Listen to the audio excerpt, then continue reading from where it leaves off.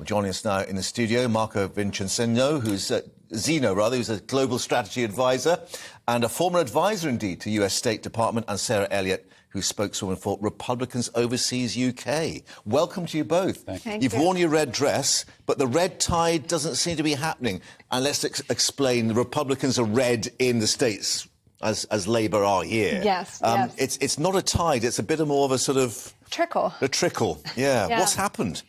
Well, they have not performed as the polls indicated, so there will have to be kind of a comeuppance on the polling and where the bias is. But it seems that the candidates that were backed by President Trump did not do as well as expected, and that actually the voters kind of like the more generic Republican candidate. The old-fashioned. The old-fashioned. But also on the victory ballot, I would say, is Ron DeSantis's conservative agenda, keeping the state open during COVID. Yeah. He really proved a huge victor and clearly the front runner of the Republican Party. I mean, he squeaked in a win 4 years ago, winning by 20 points, winning more Latinos than Trump in Florida. And female vote as well. He's female got there. votes, Right. yes. So anyway. That's what we're looking. And of course, even though this is a midterm election, people are taking it as, a plebiscite on Trump and whether he'll run for 2024. I mean, he's lost these candidates he's back, and DeSantis doing very well. What does that mean for Tuesday when we're expecting he may make some kind of announcement? He'll make the announcement. It's all along. It's expected. It was expected when the day that he stepped out of the presidency. Right. So I think here is, listen, the polls are always not reliable, and we've learned that a lot in recent years. America remains divided. Yeah. And the results reflects that reality.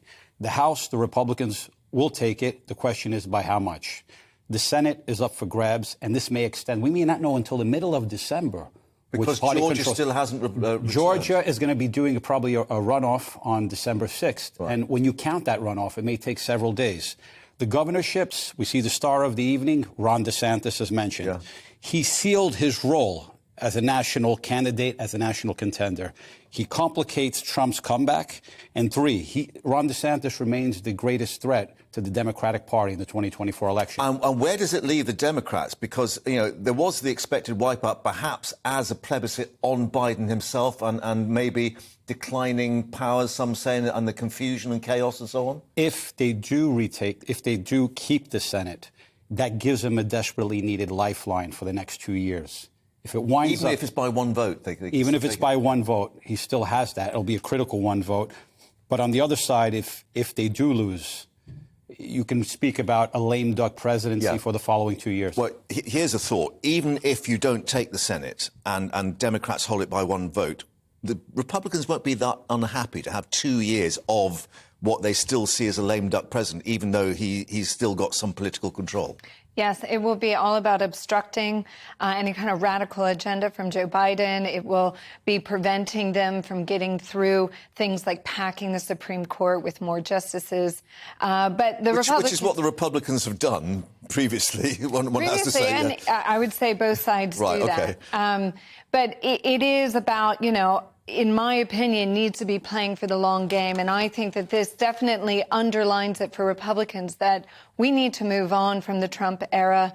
We have a definitive leader who can unite a diverse base. Yeah. You have to think of Florida. Florida actually is like a mini America. It represents all different demographics from across the country. So it makes him a very strong contender in 2024. And some relief that this has taken place without any kind of public disorder or disruption and the suggestions that people will be calling out, wrong votes and all sorts of shenanigans. Doesn't seem to have happened so far. There have been a few instances in Maricopa County and Philadelphia where people are raising questions about, machines running out of paper and ink and that sort of thing.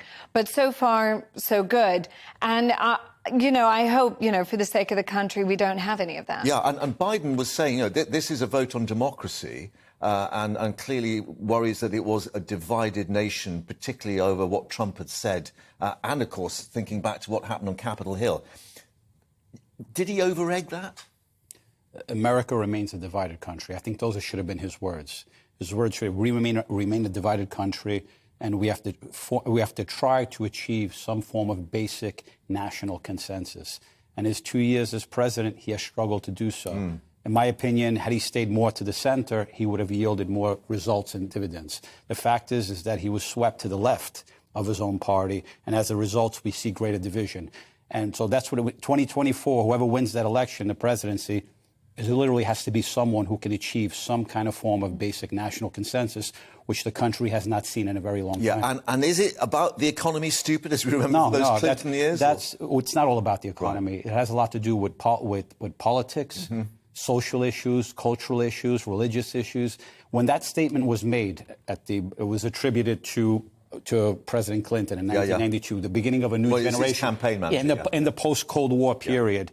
We're learning now that it's all not about the economy. If you look at places like China and leaders like Xi Jinping, for him, it's not all about the economy. He's willing to sacrifice elements of the economy to centralize and to retain political power. Right. And you see that throughout the world.